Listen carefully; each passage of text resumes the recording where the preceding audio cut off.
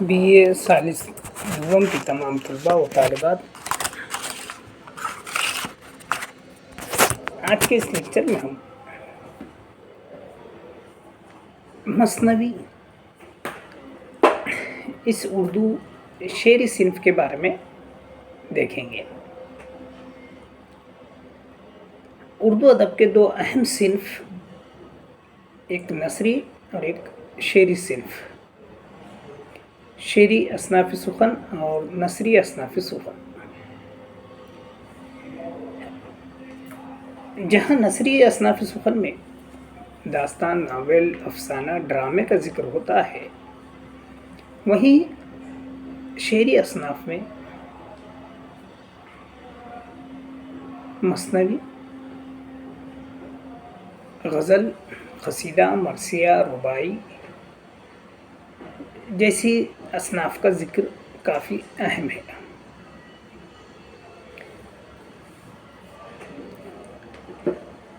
شعری اصناف میں سب سے قدیم اور سب سے مشہور جس صنف کا ذکر ہوتا ہے وہ مثنوی ہے۔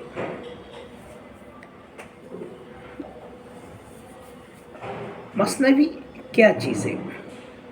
جس طرح سے اردو نثری اصناف میں داستان کی اہمیت ہے اور جہاں پر جس کی وسعت کافی زیادہ ہے، داستان میں جس طرح سے ایک طویل کہانی ہوا کرتی ہے جس میں مافوق الفطرت عناصر کا بھی ذکر ہوتا ہے، مافوق الفطرت عناصر کی مدد سے اس کہانی کو طول دیا جاتا ہے، بالکل اسی طرح شعری اصناف سخن میں مثنوی مانی جاتی ہے۔ مثنوی میں کافی وسعت ہے، جس میں کوئی واقعہ، کوئی کہانی کو کافی تفصیلی بیان کیا جا سکتا ہے۔ مثنوی ہزاروں اشعار پر مشتمل ہو سکتی ہے، جس کی وجہ سے اس صنف میں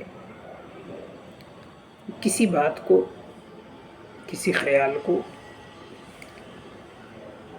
کافی گہرائی سے اور کافی طویل طریقے سے پیش کیا جا سکتا ہے۔ اس لیے تمام شعراء نے مثنوی کو اردو شعری صنف میں سب سے مقبول اور سب سے اہم قرار دیا ہے۔ تو چلیے ہم دیکھتے ہیں کہ مثنوی آخر ہے کیا اور کس ساخت پر، کس حیت میں یہ صنف لکھی جاتی ہے۔ تو سب سے پہلے مثنوی کے لغوی معنی کیا ہے؟ تو یاد رکھیے، مثنوی عربی زبان کا لفظ ہے، جس کا مادہ، جس کے معنی یہ ہوتے ہیں کہ یعنی وہ شعر جس کے دونوں مصرے ہم قافیہ میں ہو۔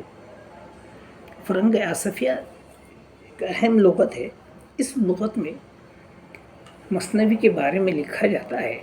مثنوی کو آگے عین، اس میں مؤنث منصوب یہ کہا گیا ہے کہ یہ شے وہ کیا ہے، دو کیا ہے، چونکہ مثنوی کے حیتوں میں ہر ایک بیت کے دو قافیہ علیحدہ علیحدہ ہوتے ہیں، لہذا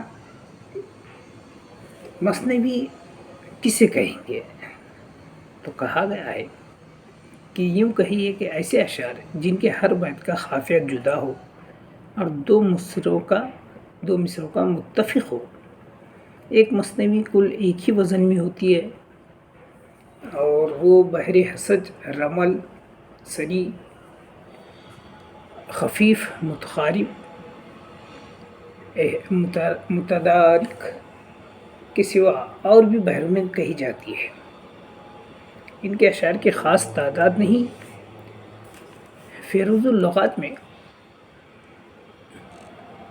مثنوی کے تعلق سے یہ کہا گیا ہے کہ مثنوی، اس کی املے لکھا گیا ہے، پھر اس کے بارے میں کہا گیا ہے کہ دو دو والا، یعنی مثنوی دو دو چیز ہوتی ہے، چیز ہے۔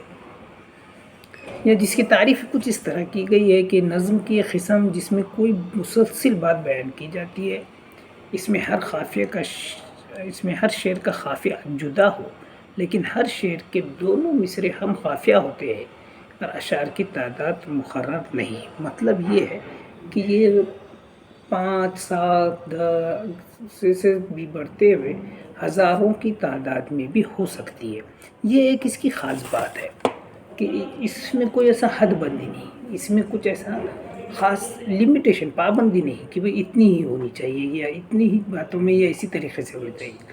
مختلف بحروں میں بھی کہہ سکتے ہیں، صرف ایک بحر یعنی بحر متقارب مسمن سالم میں ہی کہنا ہے یہ بھی ضروری نہیں، یا آپ اگر چاہیں کہ بھئی اس کو صرف بحر متقارب مسمن سالم کے علاوہ بحر حسج میں یا رمل میں یا متدارک میں کہے تو بھی آپ کہہ سکتے ہیں۔ یعنی مطلب یہ ہے کہ شاعر جس طرح سے اس صنف کو استعمال کرنا چاہے وہ کر سکتا ہے اور اس میں زیادہ پابندی نہیں ہے۔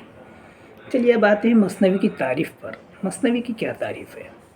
تو مختلف لغات کے ذریعے سے اگر ہم بات کی جائے یا ماہرین کے تعلق سے بات کی جائے تو ہمیں اور بات واضح ہو جائے گی کہ مثنوی کہتے کسے ہیں۔ تو دیکھیے مختلف لغات سے مثنوی کے لغوی معنوں کے ساتھ ساتھ اس کی تعریف بھی واضح ہو جاتی ہے۔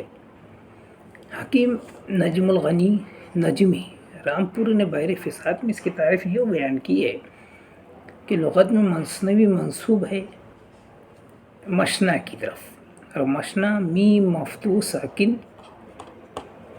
میں ہے،